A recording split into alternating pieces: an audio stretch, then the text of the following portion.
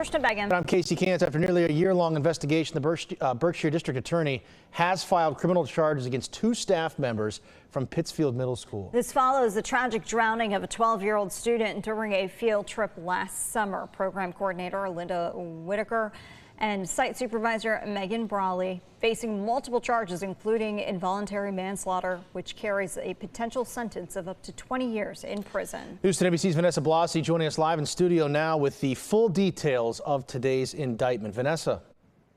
Good evening, Trishna. Casey. On July 17, 2024, 12-year-old student Giver Eisen joined her classmates on a summer school field trip to Benedict Pond in Great Barrington.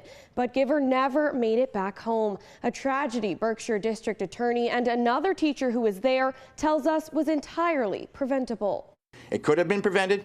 Giver should still be alive. This death should not have happened. Berkshire District Attorney Timothy Shagrew says about 35 students got in the water of Benedict Pond around 12:45 that day. Alarmingly, children who could not swim were allowed into the water, and life jackets or flotation devices were not available to staff nor the children. Giver could not swim. 70 minutes after Giver was seen in the water, staff noticed she was missing. When I heard Giver's name repeatedly, where's Giver, where's Giver? And at that point, having my relationship with Giver was a rule follower.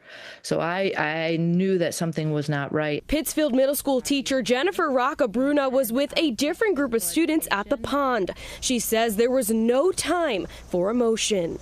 It was in fight or flight mode. I was in autopilot. Autopilot to pull Giver's body out of the water. I just kept going back and forth. By swimming in that lake in a grid pattern over and over again until she found the body in the water, until she found Giver.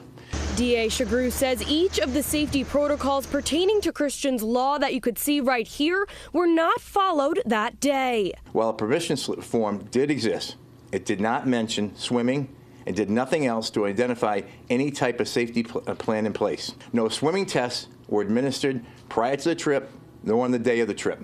While a lifeguard was present, the site supervisor allowed more children to enter the water than originally identified to the lifeguard. But one of the hardest pills to swallow. At least 3 children reported to Miss Braley that Giver was unable to swim and she had gone underwater. Those warnings were ignored. Every morning and every night, it's on our minds that a change has to happen. Since then, Roccabruna has started that change. She began a safe swimming initiative alongside Linda Dooley, who she met at Giver's funeral. The two are working to create a safer community. Reporting live in studio, Vanessa Blasi, News 10 ABC. Vanessa.